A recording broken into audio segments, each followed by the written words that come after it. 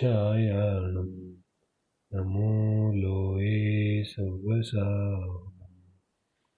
ओंकारं बिन्दुसंयुक्तं नित्यं ध्यायन्ति योगिनः। कामदं मोक्षदं चैव ओंकाराय नमो नमः। अविरलशब्दघनौघलप्रक्षालितसकलभूतलमलकलङ्का मुनिविरूपसिततीर्था सरस्वती हरितनोधरितान् अज्ञानतिमिरान्धानां ज्ञानाञ्जनशलाकया चक्षुरुन्मीलितं येन तस्मै श्रीगुरवे नमः। मङ्गलं भगवान् वीरो मङ्गलं गौतमो गणी मङ्गलं कुन्दकुन्दार्यो जैनधर्मोऽस्तु मङ्गलम्। सर्वमङ्गलमाङ्गल्यं सर्वकल्याणकारकं प्रधानं सर्वधर्माणां जैनं जयतु शासनम्। मोक्षमार्गस्य नेतारं भेतारं कर्मभोगतां ज्ञातारं विश्वतत्त्वानां वन्दे तद्गुणलब्धये वन्दे तद्गुणलब्धये। ಮೋಕ್ಷಶಾಸ್ತ್ರ ಅಪರಿಣಾಮ ತತ್ವಾರ್ಥ ಸೂತ್ರದ ಆಧಾರದಿಂದ ಸಪ್ತತತ್ವಗಳ ಚರ್ಚೆಯನ್ನು ನಾವು ಮಾಡ್ತಾ ಇದ್ದೇವೆ. ಸಪ್ತತತ್ವಗಳ ಆಧಾರದಿಂದ ಯಾವ ಕ್ಷಾಯಿಕ ಸುಖ ಇದೆ, ಅನಂತ ಸುಖ ಇದೆ, ಆ ಕ್ಷಾಯಿಕ ಸುಖ ಅನಂತ ಸುಖದ ಚರ್ಚೆಯನ್ನು ನಾವು ಮಾಡ್ತಾ ಇದ್ದೇವೆ. ನಿಜವಾಗಿ ಯಾವ ಈ ಕ್ಷಾಯಿಕ ಸುಖ ಇದೆ, ಈ ಕ್ಷಾಯಿಕ ಸುಖದ ಪ್ರಾಪ್ತಿಯ ಯಾವ ದಾರಿ ಇದೆ, ಆ ಕ್ಷಾಯಿಕ ಸುಖವನ್ನು ಪ್ರಾಪ್ತಿ ಮಾಡಿಕೊಳ್ಳುವಂತಹ ದಾರಿ ಈ ಸಪ್ತತತ್ವ ಇದೆ. ಸಪ್ತತತ್ವ ಅನ್ನುವಂಥದ್ದು ಪ್ರಪಂಚದ ಅನಂತಾನಂತ ಪದಾರ್ಥಗಳಲ್ಲಿ ಯಾವ ಪದಾರ್ಥಗಳ ಅನ್ಯಥಾ ಶ್ರದ್ಧೆಯಿಂದ, ಯಾವ ಪದಾರ್ಥಗಳನ್ನು ಸರಿಯಾಗಿ ಅರ್ಥ ಮಾಡಿಕೊಳ್ಳದೇ ಇರೋದ್ರಿಂದ, ಯಾವ ಪದಾರ್ಥಗಳ ಬಗೆಗಿನ ವಿಪರೀತ ಶ್ರದ್ಧೆಯಿಂದ ಜೀವಕ್ಕೆ ಅನಾದಿ ಕಾಲದಿಂದ ಚತುರ್ಗತಿ ಭ್ರಮಣ ಆಗ್ತಾ ಇದೆ, ಅಂತಹ ತತ್ವಗಳನ್ನು ಮಾತ್ರ ಬದಿಗೆ ತೆಗೆದು 7 ಪ್ರಕಾರದ ತತ್ವಗಳನ್ನು ಹೇಳಿ, ಈ 7 ಪ್ರಕಾರದ ಈ ತತ್ವಗಳ ಬಗೆಗೆ ಸರಿಯಾದ ಶ್ರದ್ಧೆ ಆದರೆ ಖಂಡಿತವಾಗೂ ಜೀವಕ್ಕೆ ಅನಂತ ಸುಖ ಪ್ರಕಟ ಆಗೋದು ಸಾಧ್ಯ ಇದೆ ಅನ್ನೋದನ್ನು ಆಚಾರ್ಯರು ಹೇಳ್ತಾರೆ. ಹಾಗಾಗಿ ಇಲ್ಲಿ ಯಾವ 7 ತತ್ವಗಳ ಚರ್ಚೆ ಇದೆ, ಇದು ಆ ಅನಂತ ಸುಖವನ್ನು ಪ್ರಾಪ್ತ ಮಾಡಿಕೊಳ್ಳತಕ್ಕಂತಹ ವಿಧಾನಕ್ಕೋಸ್ಕರ ಮಾಡಿರುವಂತಹ ಚರ್ಚೆ ಇದೆ. ಉಮಾಸ್ವಾಮಿ ಆಚಾರ್ಯರು ತತ್ವದ ಶ್ರದ್ಧೆಯನ್ನ ತತ್ವಾರ್ಥ ಶುದ್ಧಾನಂ ಸಮ್ಯಕ್ ದರ್ಶನಂ ಅನ್ನುವಂತಹ ಸೂತ್ರದಿಂದ ಪ್ರಾರಂಭ ಮಾಡ್ತಾರೆ. ತತ್ವಾರ್ಥ ಶುದ್ಧಾನಂ ಸಮ್ಯಕ್ ದರ್ಶನಂ, ಮತ್ತೆ ಸಮ್ಯಕ್ ದರ್ಶನದಿಂದ ಧರ್ಮದ ಪ್ರಾರಂಭ ಆಗುತ್ತೆ. ಧರ್ಮಕ್ಕೆ ಬೇಕಾಗುವಂತಹ ಮೂಲಭೂತ ಅವಶ್ಯಕತೆ ಏನಿದೆ, ನಮ್ಮ ಗಮನ ಬಹಳ ಕಡಿಮೆ ಹೋಗುತ್ತೆ ಈ 7 तत्वಗಳ कड़ेगे। अपना अपना ध्यान तो जाता ही नहीं ना। अपने को तो लगता है कुछ किया, शरीर से कुछ पूजा की, कुछ किया, कुछ धराया, तो तब लगता है कुछ किया मैंने, लेकिन 7 तत्वों की तरफ ध्यान कहाँ जाता है? 7 ತತ್ವದ ಕಡೆಗೆ ನಮ್ಮ ಗಮನ ಇಲ್ಲಿ ಹೋಗುತ್ತೆ. ಇನ್ನು ಮಿಕ್ಕಿದ ಚರ್ಚೆ ಎಲ್ಲ ಆಮೇಲೆ. ತತ್ವಾರ್ಥ ಸೂತ್ರದ ಪ್ರಾರಂಭ ಎಲ್ಲಿಂದ ಆಯಿತು? ತತ್ವಾರ್ಥ ಶುದ್ಧಾನಂ ಸಮ್ಯಕ್ ದರ್ಶನಂ. ಮೂಲ ಚರ್ಚೆಯ ಯಾವ ವಿಷಯ ಇದೆ ಅದು 7 ತತ್ವಗಳಿದೆ. ಅಂದ್ರೆ ಧರ್ಮದ ಪ್ರಾರಂಭ ಯಾವುದರಿಂದ ಆಗುತ್ತೆ? ಧರ್ಮ ಪ್ರಾರಂಭ ಆಗಲು ಮೂಲಭೂತ ಅವಶ್ಯಕತೆ ಏನಿದೆ? ನಾವು ಅಡುಗೆ ಮಾಡ್ತೀವಲ್ಲ, ಅದಕ್ಕೋಸ್ಕರ ಮೂಲಭೂತ ಸಾಮಗ್ರಿ ಬೇಕಾಗುತ್ತೆ. ಒಂದು ಮನೆ ಕಟ್ಟಬೇಕಾದ್ರೆ ಮೂಲಭೂತ ಸಾಮಗ್ರಿ ಬೇಕಾಗುತ್ತೆ. ಆ ಯಾವ ಮೂಲಭೂತ ಸಾಮಗ್ರಿ ಇದೆ ಅದಿಲ್ಲದೆ ಹೋದ್ರೆ ಕೆಲಸ ಆಗುತ್ತೇನು? ಪ್ರೈಮರಿ ಮಟೀರಿಯಲ್ ಅಂತ ಹೇಳ್ತೀವಲ್ಲ, ಹಾಗೆ ಧರ್ಮದ ಪ್ರಾರಂಭ ಆಗಲಿಕ್ಕೆ ಮೂಲಭೂತ ಅವಶ್ಯಕತೆ ಏನಿದೆ, ಅನಿವಾರ್ಯವಾದ ವಿಚಾರ ಯಾವುದಿದೆ ಹೇಳ್ತಾರೆ? ಅನಿವಾರ್ಯವಾದ ವಿಚಾರ ಸಪ್ತ ತತ್ವಗಳ ಸರಿಯಾದ ಶ್ರದ್ಧೆ ಇದೆ. ತತ್ವಾರ್ಥ ಶ್ರದ್ಧಾನಂ ಸಮ್ಯಕ್ ದರ್ಶನಂ. ಈ ತತ್ವಗಳ ಪ್ರಯೋಜನಭೂತ ತತ್ವಗಳ ಯಾವ ಶ್ರದ್ಧೆ ಇದೆ, ಇದು ನಿಜವಾಗಿ ಸಮ್ಯಕ್ ದರ್ಶನಕ್ಕೆ, ಧರ್ಮವನ್ನ ಪ್ರಾರಂಭ ಮಾಡಲಿಕ್ಕೆ ಇದು ಮೂಲಭೂತ ಅವಶ್ಯಕತೆ ಇದೆ. ಇಲ್ಲಿಂದನೇ ಧರ್ಮ ಪ್ರಾರಂಭ ಆಗುತ್ತೆ. ಆದ್ರೆ ಸಪ್ತ ತತ್ವಗಳ ಶ್ರದ್ಧೆಯನ್ನಂತೂ ನಾವು ಬಿಟ್ಟು ಬಿಡ್ತೇವೆ. ಸಪ್ತ ತತ್ವಗಳ ಕಡೆಗಂತೂ ಗಮನ ಕೊಡೋದಿಲ್ಲ. ಯಾವಾಗ್ಲೋ ಒಂದು ಸಲ ಸಪ್ತ ತತ್ವಗಳ ಚರ್ಚೆಯನ್ನ ಮಾಡುವಾಗ ಅಥವಾ ಶಾಸ್ತ್ರದಲ್ಲಿ ಆ ಪ್ರಕರಣ ಬಂದಾಗ ಒಂದು ಸ್ವಲ್ಪ ಸಪ್ತ ತತ್ವಗಳ ಕಡೆಗೆ ಗಮನ ಹೋಗುತ್ತೆ. ಅದಾದ ನಂತರ ಧರ್ಮದ ಹೆಸರಲ್ಲಿ ಸಪ್ತ ತತ್ವಗಳ ಕಡೆಗೆ ಗಮನವೇ ಹೋಗೋದಿಲ್ಲ. ತುಂಬಾ ದಿನದಿಂದ ಸ್ವಾಧ್ಯಾಯ ಮಾಡುವಂತವ್ರು ಕೂಡ ತುಂಬಾ ಇದ್ದೀವಿ ನಮ್ಮ ಈ ಗ್ರೂಪ್ ಅಲ್ಲಿ. ಎಲ್ಲರೂ ವಿಚಾರ ಮಾಡಬೇಕಾಗಿರೋ ವಿಚಾರ ಏನಿದೆ, ನಮ್ಮ ಗಮನ ಸಪ್ತ ತತ್ವಗಳ ಕಡೆಗೆ ಎಷ್ಟು ಹೋಗುತ್ತೆ? ಯಾಕಂತ ಹೇಳಿದ್ರೆ ಇದು ಮೋಕ್ಷಕ್ಕೆ ಹೋಗೋ ದಾರಿ ಇದೆ. ಯಾವ ಈ ಸಪ್ತ ತತ್ವಗಳಿದೆ, ಇವುಗಳ ಯಾವ ಸ್ವರೂಪ ಇದೆ, ಇದು ಪ್ರತಿದಿನದ ಭೇದ ವಿಜ್ಞಾನಕ್ಕೆ ಮೂಲ ಆಹಾರ ಇದೆ. ನಿನ್ನೆ ಪ್ರಶ್ನೆ ಇತ್ತಲ್ಲ ಭೇದ ವಿಜ್ಞಾನದ. ಈ ಸಪ್ತ ತತ್ವಗಳ ಚರ್ಚೆನೇ ಭೇದ ವಿಜ್ಞಾನಕ್ಕೋಸ್ಕರ ಇದೆ. ಪ್ರತಿ ದಿನ, ಪ್ರತಿ ಸಮಯ, ಪ್ರತಿ ಕ್ಷಣ ಯಾವ ಅಂತರಂಗದಲ್ಲಿ ಭೇದ ವಿಜ್ಞಾನದ ವಿಚಾರ ನಡಿಬೇಕಿದೆ, ಅದು ಈ ಸಪ್ತ ತತ್ವಗಳ ಆಧಾರದಿಂದನೇ ನಡಿಬೇಕಿದೆ. ಸಪ್ತ ತತ್ವಗಳ ಸಾಮಾನ್ಯ ಚರ್ಚೆಯನ್ನಂತೂ ನಾವು ನಿನ್ನೆ ಮಾಡಿದ್ದೇವೆ. ಯಾವ ಸಪ್ತ ತತ್ವಗಳ ವಿಶೇಷ ಪ್ರಯೋಜನಭೂತ ವಿಚಾರ ಇದೆ ಅದನ್ನ ನಾವು ಇವತ್ತು ಚರ್ಚೆ ಮಾಡ್ತಾ ಇದ್ದೇವೆ. ಸಾಮಾನ್ಯವಾಗಿ ಏನು ಹೇಳಿದ್ರು, ಜೀವ ತತ್ವ ಅಂತ ಹೇಳಿದ್ರೆ ಅನಾದಿ ಅನಂತ ಜ್ಞಾನಾನಂದ ಸ್ವಭಾವಿ ಚಿನ್ಮಾತ್ರ ಜ್ಯೋತಿ ಸ್ವರೂಪ ಆ ಯಾವ ಜೀವ ಇದೆ, ಶುದ್ಧ ಜೀವ ಇದೆ, ಅದು ಜೀವ ತತ್ವ ಇದೆ. ಮತ್ತೆ ಅಜೀವ ತತ್ವ ಇದೆ ಯಾವುದಿದೆ, ಯಾವುದರಲ್ಲಿ ಜ್ಞಾನ ದರ್ಶನ ಇಲ್ಲ, ಯಾವುದನ್ನ ಜೀವ ಅಜೀವ ಇದೆ ಆದ್ರೂ ಜೀವ ಅಂತ ತಿಳಿತಾನೆ, ಅಂತಹ ಶರೀರಾದಿ ಪದಾರ್ಥಗಳು ಅಜೀವ ತತ್ವ ಇದೆ. ಇನ್ನು ಆಶ್ರವ ತತ್ವ ಯಾವುದಿದೆ, ಆಶ್ರವ ಅಂತ ಹೇಳಿದ್ರೆ ಆಶ್ರವ ಕರ್ಮಗಳು ಬರುವಂಥದ್ದು. ಇದರಲ್ಲಿ ನಾವು ಎರಡು ಭಾಗವನ್ನ ಮಾಡ್ಬೋದು ಅಂತ ಹೇಳಿದ್ದೆ ನಾನು. ಒಂದು ದ್ರವ್ಯ, ಇನ್ನೊಂದು ಭಾವ. ಜೀವ ದ್ರವ್ಯ ಮತ್ತು ಜೀವದ ಭಾವ ಹೆಂಗ್ ತಿಳಿಯೋದು?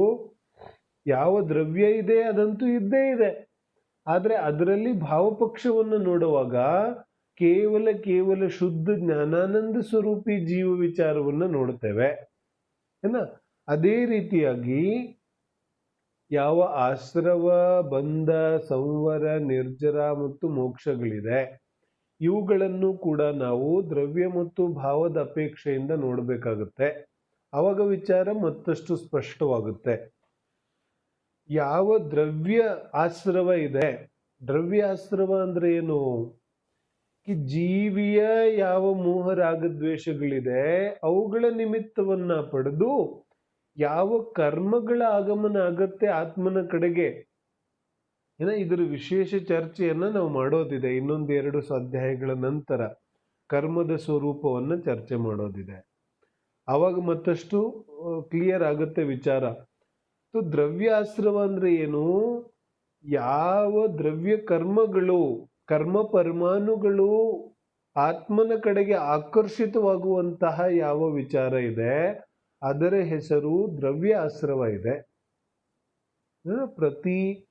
ನಾವು ಈ ಚರ್ಚೆ ಮಾಡಿದ್ವಲ್ಲ ಧರ್ಮ ದ್ರವ್ಯ ಅಧರ್ಮ ದ್ರವ್ಯದ ಸಂದರ್ಭದಲ್ಲಿ ಕೂಡ ಪುದ್ಗಲ ದ್ರವ್ಯ, ಯಾವ ಈ ಪುದ್ಗಲ ಪರಮಾಣುಗಳಿದೆ, ಈ ಪರಮಾಣುಗಳು ಮೂರೂ ಲೋಕದಲ್ಲಿ ಹಬ್ಬಿಕೊಂಡಿದೆ. ಯಾವಾಗ ಯಾವ ಜೀವಿಯ ಪರಮಾಣುಗಳು, ಯಾವ ಜೀವಿಯ ಪರಿಣಾಮಗಳು ಆ ರೀತಿಯಾದಾಗತ್ತೆ, ಆ ರೀತಿಯಾದ ಕರ್ಮ ಪರಮಾಣುಗಳು ಆಕರ್ಷಿತವಾಗುತ್ತೆ. ಈ ವಿಚಾರವನ್ನ ನಾವು ಹೇಳಿದ ತಕ್ಷಣ ತುಂಬಾ ಜನರಿಗೆ ಇದೇನು ಆತ್ಮ ಪರಿಣಾಮಗಳು ಮಾಡಿದ ತಕ್ಷಣ ಅದು ಹೇಗೆ ಕರ್ಮ ಪರಮಾಣುಗಳು ಅಂಟ್ಕೊಂಡ್ಬಿಡುತ್ತೆ. ಆದ್ರೆ ನಿಜವಾಗ್ಲೂ ಸ್ವರೂಪ ಇದೇ ರೀತಿಯಾಗಿದೆ. ನಾವು ಈಗ ನೋಡ್ತೇವೆ, ನಾವು ಇಲ್ಲಿಂದ ಫೋನ್ ಮಾಡ್ತೇವೆ ಯಾರಿಗಾದ್ರೂ, ಇಲ್ಲಿಂದ ಫೋನ್ ಮಾಡಿದ ತಕ್ಷಣ ನಾವು ಯಾವ ನಂಬರ್ ಡೈಲ್ ಮಾಡಿದ್ದೇವೆ ಅದೇ ನಂಬರ್ಗೆ ಹೋಗಿ ಅದು ರಿಂಗ್ ಆಗುತ್ತೆ. ಅದು ಹೆಂಗೆ ಅದೇ ನಂಬರ್ಗೆ ಹೋಗಿ ರಿಂಗ್ ಆಗುತ್ತೆ? ಬೇರೆ ನಂಬರ್ಗೆ ಹೋಗಿ ಯಾಕೆ ರಿಂಗ್ ಆಗೋದಿಲ್ಲ? ಯಾರು ಮಾಡ್ತಾ ಇದ್ದಾರೆ ಇದನ್ನೆಲ್ಲ?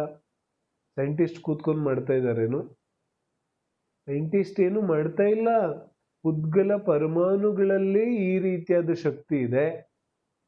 ಪರಸ್ಪರ ಬಂಧವಾಗುವಂತಹ, ಪರಸ್ಪರ ಆಕರ್ಷಿತವಾಗುವಂತಹ ಶಕ್ತಿ ಆ ಪುದ್ಗಲ ಪರಮಾಣುಗಳಲ್ಲಿ ಅನಾದಿ ಕಾಲದಿಂದ ಇದೆ.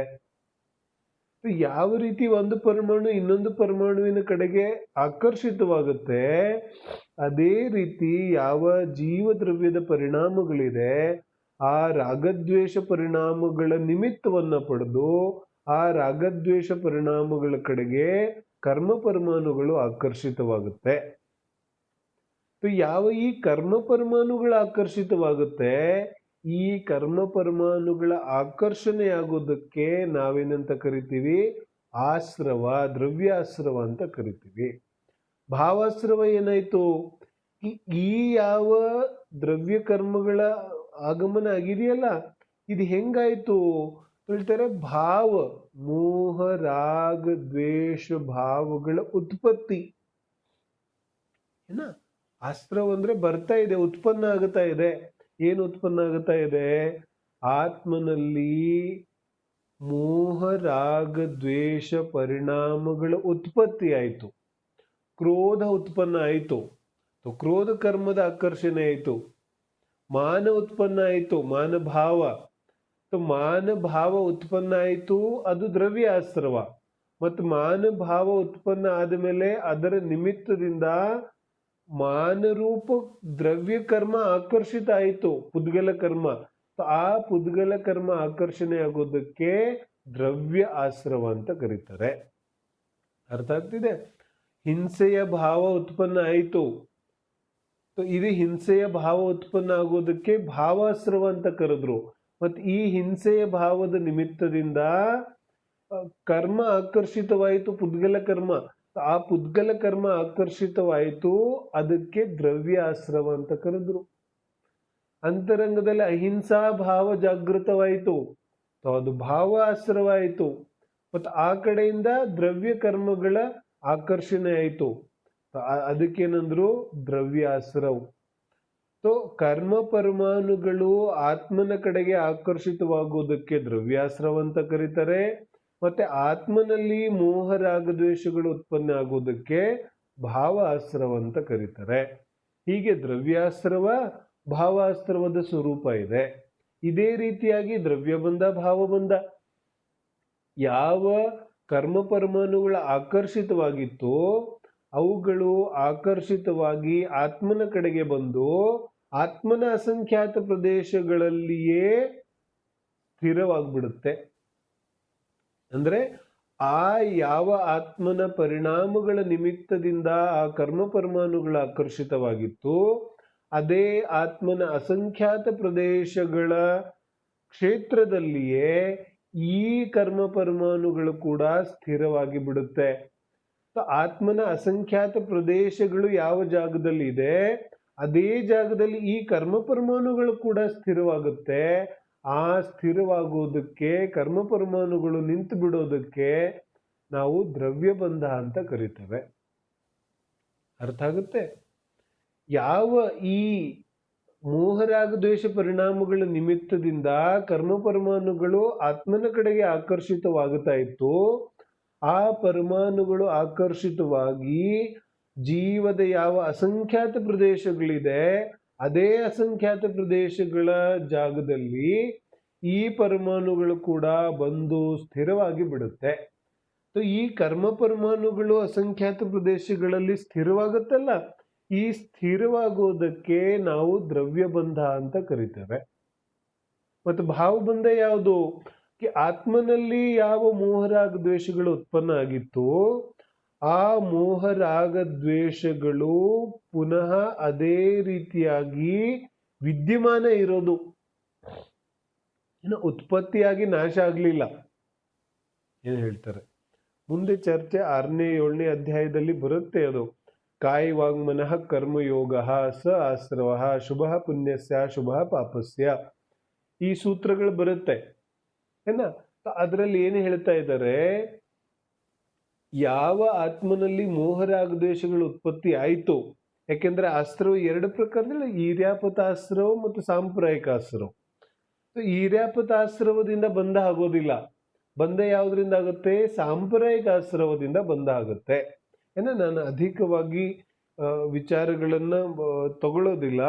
ಆದ್ರೂ ಸಾಮಾನ್ಯವಾಗಿ ಬಂಧ ಯಾವುದು, ದ್ರವ್ಯ ಬಂಧ ಯಾವುದು, ಭಾವಬಂಧ ಯಾವುದು, ಸುಮಾರು ಜನಕ್ಕೆ ಕನ್ಫ್ಯೂಸ್ ಇರುತ್ತೆ. ಅದಕ್ಕೆ ನಾನು ಚರ್ಚೆ ಮಾಡ್ತಿದ್ದೇನೆ. ದ್ರವ್ಯ ಬಂಧ ಅಂದ್ರೆ ಆ ಕರ್ಮ ಪರಮಾಣುಗಳು ಆತ್ಮ ಪ್ರದೇಶಗಳಲ್ಲಿ ಸ್ಥಿರವಾಗೋದು. अंटಕೊಳ್ಳೋದಂದ್ರೆ ಏನ್? चिपक नहीं जाते कर्म. चिपकने का मतलब क्या हुआ? जिस प्रदेश में असंख्यात प्रदेश रहते हैं आत्मा के, उसी आत्मा के असंख्यात प्रदेश में वो कर्म परमाणु भी स्थिर हो गए, तो इसका नाम हुआ कर्म का बंधन. कर्म का बंधन का मतलब ये नहीं कि कर्म आके ना, जैसे शरीर को अपन उसमें तालों में बांध देते हैं. मानतुंग आचार्य को बांधा था ना 48 तालों में, तो वैसा बंधन नहीं है. कर्मद बंधन ಅಂದ್ರೆ ಏನು? ಕರ್ಮದ ಬಂಧನ ಅಂದ್ರೆ ಆ ಯಾವ ನನ್ನ ಅಸಂಖ್ಯಾತ ಪ್ರದೇಶಗಳಿದೆ, ಇದೇ ನನ್ನ ಅಸಂಖ್ಯಾತ ಪ್ರದೇಶಗಳಲ್ಲಿ ಆ ಕರ್ಮ ಪರಮಾಣುಗಳು ಕೂಡ ನನ್ನ ಮೋಹರಾಗ ದ್ವೇಷಗಳ ಭಾವನೆಯಿಂದ ಬಂದು ಇಲ್ಲಿ ಸ್ಥಿರವಾಗುತ್ತೆ. ಅದು ದ್ರವ್ಯ ಬಂಧ. ಇದು ಮತ್ತು ಭಾವಬಂಧ ಯಾವುದು? ಕಂಟಿನ್ಯೂಟಿ ಆಫ್ ಯಾವ ಮೋಹರಾಗದ್ವೇಷಗಳು ಉತ್ಪತ್ತಿ ಆಗಿತ್ತು ಅವುಗಳ ನಿರಂತರತೆ, ಅದರ ಹೆಸರೇನು? ಭಾವಬಂಧ. ನೋಡಿ, ಭಾವಬಂಧ ಯಾವುದಕ್ಕನ್ನೋದು ಬಹಳ ವಿಶೇಷ ಇದೆ. ಇದು ಸುಮಾರು ಸಲ ನಾವು ಇದನ್ನ ಓದಿದ್ರು ಈ ಕಡೆಗೆ ಅನೇಕ ಜನರು ಗಮನ ಹೋಗೋದಿಲ್ಲ. ಭಾವಬಂಧ ಯಾವುದು ಮತ್ತೆ ದ್ರವ್ಯ ಬಂಧ ಯಾವುದು? ದ್ರವ್ಯ ಬಂಧ ಅರ್ಥ ಆಗ್ಬಿಡುತ್ತೆ. ಭಾವಬಂಧ ಯಾವುದು? ಆ ಯಾವ ಮೋಹರಾಗದ್ವೇಷಗಳ ಉತ್ಪತ್ತಿ ಆಗಿತ್ತು ಆ ಉತ್ಪತ್ತಿಯ ನಿರಂತರತೆ ನೋಡಿ. ಉತ್ಪತ್ತಿ ಆಗೋದು ಮಾತ್ರ ತೊಂದರೆ ಇಲ್ಲ. ಏನ್ ಹೇಳ್ತಾರೆ? ಅರ್ಹಂತ ಪರಮೇಷ್ಠಿಗೆ 4 ಅಘಾತಿ ಕರ್ಮದ ಉದಯ ಇದೆ. ಇದೆಯೋ ಇಲ್ವೋ? ಏನ್ ಹೇಳ್ತಿದ್ದಾರೆ? ಅರ್ಹಂತ ಪರಮೇಷ್ಠಿಗೆ 4 ಘಾತಿ ಕರ್ಮಗಳ ನಾಶ ಮಾತ್ರ ಆಗಿದೆ. ಅಘಾತಿ ಕರ್ಮದ ನಾಶ ಆಗಿಲ್ಲ. ಅಘಾತಿ ಕರ್ಮದ ನಾಶ ಆಗಿದ್ರೆ ಸಿದ್ಧ ಆಗ್ಬಿಡ್ತಿದ್ರು. ಈಗ ಅರ್ಹಂತ ಪರಮೇಷ್ಠಿಗೆ ಅಘಾತಿ ಕರ್ಮದ ಉದಯ ಇದೆ. ಅಘಾತಿ ಕರ್ಮದ ಉದಯ ಇದೆ ಅಂದ್ರೆ ಆಯು ನಾಮ ಗೋತ್ರ ಇದೆಲ್ಲ ಉದಯ ಇದೆಯಲ್ಲ. ಯಾವ ಈ ಉದಯ ಇದೆ, ಈ ಉದಯದ ನಿಮಿತ್ತದಿಂದ ಬಂಧ ಆಗತ್ತೇನು ಹೇಳ್ತಾರೆ? ಈ ಕರ್ಮದ ಉದಯದಿಂದ ಬಂಧ ಆಗೋದಿಲ್ಲ. ಯಾಕೆ ಬಂಧ ಆಗೋದಿಲ್ಲ? ಯಾಕಂದ್ರೆ ಇಲ್ಲಿ ಭಾವ ಬಂಧ ಆಗೋದಿಲ್ವಲ್ಲ. ಒಂದು ಸಮಯಕ್ಕೆ ಮಾತ್ರ ಕರ್ಮದ ಉದಯ ಬರುತ್ತೆ ಮತ್ತೆ ಹೊರಟೋಗ್ಬಿಡುತ್ತೆ. ಅರ್ಥ ಮಾಡ್ಕೋಬೇಕು. ಒಂದು ಸಮಯಕ್ಕೆ ಕರ್ಮದ ಉದಯ ಬಂತು. ಉದಾಹರಣೆಗೆ ನನಗೆ ಅಸಾತ ವೇದಿನಿಯ ಕರ್ಮದ ಉದಯ ಬಂತು. ಆ ಅಸಾತ ವೇದಿನಿಯ ಕರ್ಮದ ಉದಯ ಬಂದಾಗ ಮತ್ತು ಪುನಃ ನನಗೆ ಕರ್ಮದ ಬಂದಾಗತ್ತಲ್ಲ. ಯಾಕಾಗತ್ತೆ? ಅಸಾತ ವೇದಿನಿ ಕರ್ಮದ ಉದಯ ಬಂದಾಗ ನನಗೆ ಅನಿಷ್ಟ ಪರಿಣಾಮಗಳು ಉತ್ಪನ್ನ ಆಗುತ್ತೆ. ಮತ್ತು ಆ ಅನಿಷ್ಟ ಪರಿಣಾಮಗಳು ಉತ್ಪನ್ನ ಆಗೋದ್ರಿಂದ ಪುನಃ ಕರ್ಮದ ಬಂಧ ಆಗುತ್ತೆ. ಇಲ್ಲೇನ್ ಹೇಳ್ತಾ ಇದ್ದಾರೆ? ಆ ಕರ್ಮ ಒಂದು ಸಮಯಕ್ಕೆ ಉದಯಕ್ಕೆ ಬರುತ್ತೆ ಮತ್ತು ಪುನಃ ಹೊರಟೋಗುತ್ತೆ. ಆದ್ರೆ ಇಲ್ಲಿ ಸಮಯ ಇಲ್ಲಿ ಸಮಯನೇ ಮಹತ್ವಪೂರ್ಣ ಇದೆ ಭಾವಬಂಧದಲ್ಲಿ. ನಮಗೆ ಆಶ್ರವದ ತೊಂದರೆ ಇಲ್ಲ. ಗಮನ ಕೊಟ್ಟು ಕೇಳೋದು ಏನ್ ಹೇಳ್ತಾ ಇದ್ದಾರೆ? ಆಶ್ರವದ ತೊಂದರೆ ಇಲ್ಲ. ಇಲ್ಲಿ ತೊಂದರೆ ಯಾರದ್ದಿದೆ? ತೊಂದರೆ ನಿಜವಾಗ್ಲೂ ಯಾವ ಬಂಧ ಆಗ್ತಾ ಇದೆ ಕರ್ಮದ್ದು, ಆ ಬಂಧದಲ್ಲಿ ತೊಂದರೆ ಇದೆ. ಬಂಧ ಯಾಕಾಗುತ್ತಾ ಇದೆ ಹೇಳ್ತಾರೆ, ಯಾವ ಒಂದು ಸಮಯದ ಉತ್ಪತ್ತಿ ಇದೆ ಆ ಉತ್ಪತ್ತಿ ಕಂಟಿನ್ಯೂ ಆಗುತ್ತೆ. ಒಂದು ಸಮಯ ಅಂದ್ರೆ ನಾನು ಹೇಳಿದ್ದೆ smallest unit of time which cannot be traced, ಅದನ್ನ ನಾವು ಟ್ರೇಸೇ ಮಾಡೋಕ್ಕಾಗಲ್ಲ, ಅಷ್ಟು ಸೂಕ್ಷ್ಮ ಅಂಶ ಇದೆ ಟೈಮ್ ಅದು. ಅಷ್ಟರಲ್ಲಿ ಉದಯಕ್ಕೆ ಬರ್ತಾ ಇದೆ, ಪ್ರತಿ ಸಮಯ ಉದಯ ಬದಲಾಗುತ್ತಾ ಇದೆ, ಉದಯ ಬರ್ತಾ ಇದೆ. ಆ ಉದಯದ ಪರಿಣಾಮದಲ್ಲಿ ನನ್ನ ಭಾವಗಳು ಕಂಟಿನ್ಯೂ ಆಗೋದ್ರಿಂದ ನನಗೆ ಬಂಧ ಆಗತ್ತೆ. ಆದ್ರೆ ಅರ್ಹಂತ ಪರಮೇಷ್ಠಿಗೆ ಕರ್ಮದ ಉದಯ ಏನೋ ಬರ್ತಾ ಇದೆ, ಆದ್ರೆ ಆ ಕರ್ಮದ ಉದಯದಲ್ಲಿ ಅರ್ಹಂತ ಪರಮೇಷ್ಠಿಯ ಪರಿಣಾಮಗಳು ಸ್ಥಿರ ಆಗೋದಿಲ್ಲ. ಅರ್ಹಂತ ಪರಮೇಷ್ಠಿಯ ಜ್ಞಾನೋಪಯೋಗ ದರ್ಶನೋಪಯೋಗ ಆ ಕರ್ಮದ ಉದಯದಲ್ಲಿ ಸ್ಥಿರ ಆಗೋದಿಲ್ಲ. ಆದ್ರೆ ಅಜ್ಞಾನಿಗೆ ಏನಾಗುತ್ತೆ, ಛದ್ಮಸ್ಥ ಜೀವಿಗೆ ಏನಾಗುತ್ತೆ, ಕರ್ಮದ ಉದಯ ಬರುತ್ತೆ ಮತ್ತು ಅದರಲ್ಲಿ ಇವನ ಉಪಯೋಗ ಕೂಡ ಸ್ಥಿರವಾಗುತ್ತೆ. ಹಾಗಾದ್ರೆ ಯಾವ ಜೀವದ್ದು ಎಷ್ಟು ಉಪಯೋಗ ಸ್ಥಿರ ಆಗುತ್ತೆ ಹೇಳ್ತಾರೆ, ಆಯಾ ಜೀವಿಯ ಭೂಮಿಕೆಗೆ ಅನುಸಾರವಾಗಿ. ಅಜ್ಞಾನಿ ಜೀವಿ ಮಿಥ್ಯಾದೃಷ್ಟಿಗೆ ಕರ್ಮದ ಉದಯದಲ್ಲಿ ಸಂಪೂರ್ಣವಾಗಿ ಅವನ ಉಪಯೋಗ ಅಲ್ಲಿ ಸ್ಥಿರವಾಗುತ್ತೆ ಏನ. ಆದ್ರೆ ಚತುರ್ಥ ಗುಣಸ್ಥಾನವರ್ತಿ ಸಮ್ಯಕ್ ದೃಷ್ಟಿ ಇದ್ದಾರೆ, ಆ ಸಮ್ಯಕ್ ದೃಷ್ಟಿಯ ಯಾವ ಜ್ಞಾನೋಪಯೋಗ ದರ್ಶನೋಪಯೋಗ ಇದೆ ಅದು ಕರ್ಮದ ಉದಯದಲ್ಲಿ ಅವನ ಭೂಮಿಕೆಗೆ ಅನುಸಾರವಾಗಿ ಸ್ಥಿರವಾಗುತ್ತೆ. ಎಷ್ಟು ಸಮಯ ಸ್ಥಿರವಾಗುತ್ತೆ ಅಷ್ಟು ಬಂಧ ಆಗುತ್ತೆ, ಎಷ್ಟು ಸಮಯ ಸ್ಥಿರ ಆಗೋದಿಲ್ಲ ಅಷ್ಟು ಬಂದು ನಿರ್ಜರೆಯಾಗಿ ಹೊರಟೋಗುತ್ತೆ. ಪಂಚಮ ಗುಣಸ್ಥಾನವರ್ತಿ ಭೂಮಿಕೆ ಮತ್ತಷ್ಟು ಮೇಲೆ ಬರುತ್ತೆ. ಅವಾಗೇನಾಗುತ್ತೆ, ಕರ್ಮದ ಉದಯ ಅದೇ ರೀತಿಯಾಗಿದ್ರು ಕರ್ಮದ ಉದಯದಲ್ಲಿ ನನ್ನ ಜ್ಞಾನ ದರ್ಶನಗಳ ಯಾವ ಸ್ಥಿರ ಆಗುವಿಕೆ ಇದೆ ಆ ಜ್ಞಾನ ದರ್ಶನಗಳ ಸ್ಥಿರ ಆಗೋದು ಕಡಿಮೆ ಆಗುತ್ತೆ. ಯಾವುದರಲ್ಲಿ? ಕರ್ಮದ ಉದಯದಲ್ಲಿ. ಹಾಗಾದ್ರೆ ಬಂಧನ ಮತ್ತೂ ಕಡಿಮೆ ಆಗುತ್ತೆ, ನಿರ್ಜರೆ ಜಾಸ್ತಿ ಆಗುತ್ತೆ. ಆರನೇ ಏಳನೇ ಗುಣಸ್ಥಾನ ಬಂತು, ಅವಾಗೇನಾಯ್ತು, ಅವಾಗ್ಲೂ ಕರ್ಮದ ಉದಯ ಹಾಗೆ ಬರ್ತಾನೆ ಇದೆ. ಆದ್ರೆ ಆ ಕರ್ಮದ ಉದಯದಲ್ಲಿ ಮುನಿಗಳ ಯಾವ ಜ್ಞಾನ ಮತ್ತು ದರ್ಶನ ಇದೆ ಅದು ಕರ್ಮದ ಉದಯಗಳಲ್ಲಿ ಸ್ಥಿರ ಆಗೋದಿಲ್ಲ, ಹೆಚ್ಚು ಸ್ಥಿರ ಆಗೋದಿಲ್ಲ, ಕಡಿಮೆ, ತುಂಬಾ ಅಲ್ಪ, ಕಣ್ಣಿಗೆ ಕಾಣಿಸಬಾರ್ದಷ್ಟು ಅಲ್ಪ ಮಾತ್ರ ಗಮನ ಹೋಗ್ತಾ ಇದೆ ಕರ್ಮದ ಉದಯದ ಕಡೆಗೆ. ಹಾಗಾಗಿ ಅಧಿಕ ನಿರ್ಜರೆ ಆಗುತ್ತಾ ಇದೆ, ಕಡಿಮೆ ಬಂಧ ಆಗುತ್ತಾ ಇದೆ. ಕಡಿಮೆ ಬಂಧ ಯಾಕಾಗುತ್ತಾ ಇದೆ? ಕರ್ಮದ ಉದಯದಲ್ಲಿ ಜ್ಞಾನ ಮತ್ತು ದರ್ಶನದ ಬಳಕೆ ಕಡಿಮೆ ಆಗಿದೆ. ನನಗೆ ಬಂಧ ಜಾಸ್ತಿ ಯಾಕಾಗುತ್ತಾ ಇದೆ? ನನ್ನ ಯಾವ ಕರ್ಮದ ಉದಯ ಇದೆ ಮತ್ತು ಮುನಿಗಳ ಯಾವ ಕರ್ಮದ ಉದಯ ಇದೆ ಎರಡೂ ಒಂದೇ ಇದೆ. ಆದ್ರೆ ಕರ್ಮದ ಉದಯ ಬಂದಾಗ ನಾನು ನನ್ನ ಜ್ಞಾನ ದರ್ಶನವನ್ನೆಲ್ಲ ಆ ಕಡೆಗೆ ಡೈವರ್ಟ್ ಮಾಡ್ತೇನೆ, ಕರ್ಮದ ಉದಯದ ಕಡೆಗೆ ಡೈವರ್ಟ್ ಮಾಡ್ತೀನಿ.